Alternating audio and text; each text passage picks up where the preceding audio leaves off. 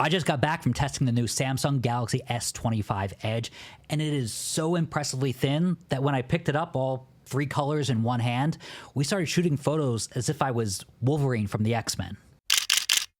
Yes, this phone is 5.8 inches thin. It is blade thin, and that's really impressive for a phone that has a 6.7-inch screen.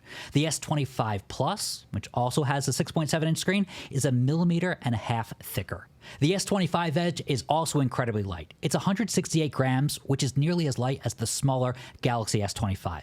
And that's a 6.2-inch phone. Again, impressive. But do you need a thin phone? For the rumored Galaxy Z Fold 7, it makes a lot of sense. That phone is going to fold over, and there's extra room for battery and cameras. But there are obvious trade-offs with a regular phone.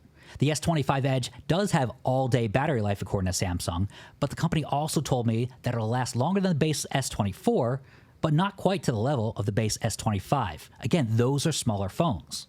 Battery life is going to be the top thing I test out in my full Galaxy S25 Edge review. Coming soon, so hit that like button and hit that subscribe button.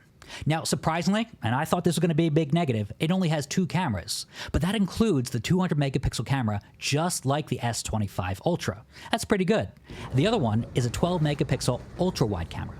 Now, Samsung is doubling down on 2 times optical crop and 10 times AI zoom for photos instead of squeezing in a telephoto camera.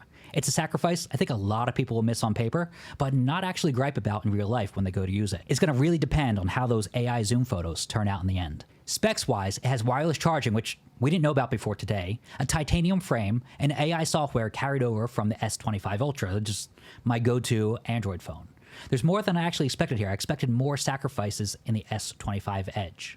And that's why I'm split on the S25 Edge. The power user in me wants the ultimate battery and the most cameras that physics allows.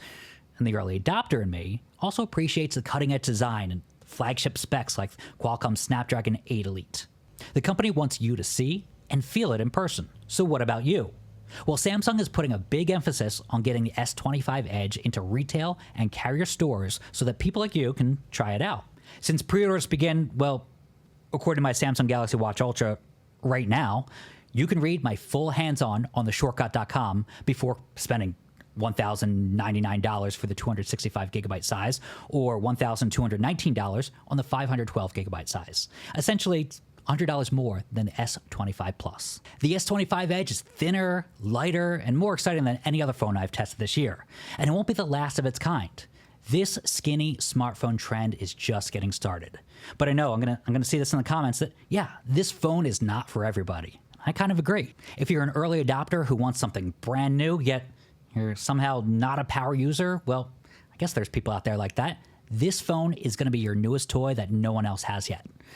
At least until Apple's rumored iPhone 17 Air releases 4 months from now. And I'm back here doing another video comparison.